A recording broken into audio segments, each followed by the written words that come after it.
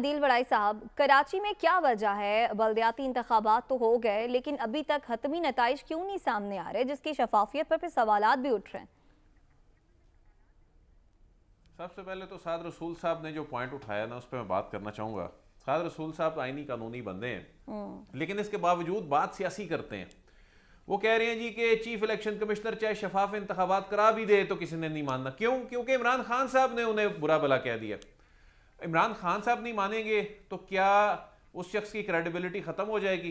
इमरान खान साहब ने तो फ़खरुद्दीन जी इब्राहिम के दौर में जो अरकान थे इलेक्शन कमीशन के मेंबर्स थे, ख़ास तौर पे मेंबर पंजाब थे, उनको कंटेनर पे खड़े होकर उन्होंने ललकारा था। उसके बाद जस्टिस सरदार रजा के दौर में इमरान खान साहब इलेक्शन कमीशन पर अदम एतमाद करते आए, फिर उन्हें तौहीन अदालत का नोटिस भी हुआ। इमरान खान साहब ने तो किसी दौर में इलेक्शन कमीशन पर एतमाद नहीं किया। अदालत का भी हवाला दिया साद रसूल साहब ने, दिल वड़ाई साहब अदालत का हवाला भी दिया, अदालत में भी ये बात ज़ेरे गौर आई। तो इमरान खान साहब तो नहीं, अदालत में पहुंची, अदालत ने कहां पर ये कहा है? नहीं, आप रिमार्क्स को कोई क्या सिकंदर सुल्तान राजा साहब के खिलाफ या बाकी जो दीगर चार अरकान हैं उनके खिलाफ कोई फैसला है? नहीं, सॉरी आप अदील वड़ाई साहब, हमें इस बात को क्लियर कर लेना चाहिए। देखिए, हमें इस बात को क्लियर कर लेना चाहिए। लाहौर हाई कोर्ट के अंदर जब पांचवी या छठी जजमेंट इलेक्शन कमीशन की पीटीआई के खिलाफ ओवरटर्न हुई तो अदालत ने कहा कि बज़ाहिरन लगता यह है कि एक पॉलिटिकल पार्टी के खिलाफ ये जजमेंट्स आ रही हैं। मैं आपकी बात से एग्री करता हूं कि इमरान खान साहब की एक बड़ी अजीब सी हिस्ट्री रही है इलेक्शन कमीशंस के बारे में बात करते हुए, जिसको वो अपने अदालती मकासद में जब कमीशन भी बना था तो प्रूव नहीं कर सके। लेकिन इस वक्त हम एक स्पेशल सिचुएशन से गुजर रहे हैं। ना 2013 के इलेक्शन के अंदर चीफ इलेक्शन कमिश्नर मुतनाज़ था, उस वक्त इफ्तिखार चौधरी साहब के ऊपर बातें हुई। ना 2018 के अंदर चीफ इलेक्शन कमिश्नर मुतनाज़ था, उस वक्त 35 पंचर नजम सेठी के बारे में बातें हुई। ना 2008 में, उससे पहले चीफ इलेक्शन कमिश्नर मुतनाज़ था, ना 2002 में मुतनाज़ था, ना उससे पहले 1997 में मुतनाज़ था। कम अज कम पाकिस्तान के पिछले 25 साल के इलेक्शन के अंदर चीफ इलेक्शन कमिश्नर इलेक्शन से पहले मुतनाज़ नहीं था। की हुई बात पे फिर उन्होंने बताया कि वो उन्होंने क्यों कहा था कि 35 पंक्चर, वो तो खुद यूटर्न उन्होंने उस वक्त ले लिया था, वाजे भी कर दिया था कि वो गलत थे। अभी आप ये देखें ना कि पंजाब में केयर टेकर अभी आया नहीं है। इलेक्शन कमीशन एक आईनी काम कल करने जा रहा है। परवेज लाई साहब ने पहले ही उसको मुतनाज़ा बनाना शुरू कर दिया है, पीटीआई ने पहले ही उसको मुतनाज़ा बनाना शुरू कर दिया है। तो देखें, इस तरह तो फिर मामलात नहीं। अगर आप कराची के इलेक्शन की बात कर लेते हैं, कराची के इलेक्शन जो बल्दियाती इलेक्शन का रिजल्ट जो है वो इसी तरह तैयार होता है।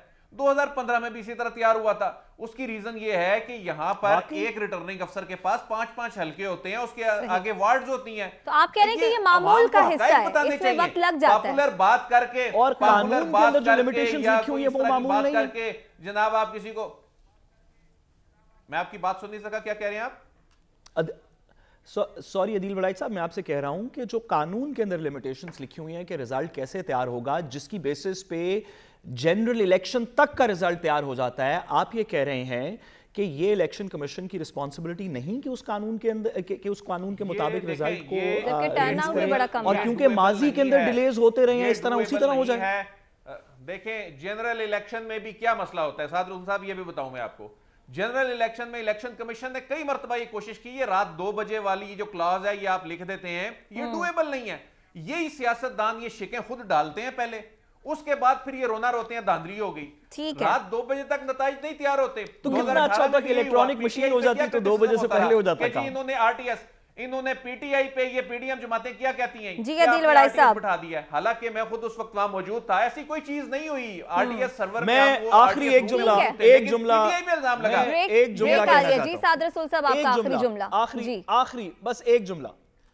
मैं अदील वड़ाई साहब की बात सुन के ये मान गया हूं, चीफ इलेक्शन कमिश्नर साहब से ज्यादा इंडिपेंडेंट और गैर जानिबदार शख्स पाकिस्तान में नहीं है। सारा पाकिस्तान इसकी गवाही दे रहा है। ठीक है, बल्कि अगर ये कहें कि उनका नून लीग से कोई ताल्लुक नहीं है, ना उसकी फैमिली का कोई ताल्लुक है, ना माजी के अंदर वो नून लीग से कनेक्टेड रहे हैं, ना आज रहे हैं। तो मैं ये बात भी अदील वड़ाई साहब की मानना चाहता हूं, बल्कि मैं कहता हूं इमरान खान साहब ने उनका नाम दिया था, मुझे तो इतना पता है, मेहरबानी करके नाम दिया था। ओहो मेहरबानी करके बात तो वो एक आईनी ओहदे पर मौजूद है ना। सही, अब बात मुकम्मल कीजिए, ब्रेक आ रही है, मुझे ब्रेक पर जाना है जी। मेरी गुजारिश ये है कि जब वो यहाँ से रिटायर हो जाएं तो उनको चेयरमैन नैब लगा दें, वो इतने ज्यादा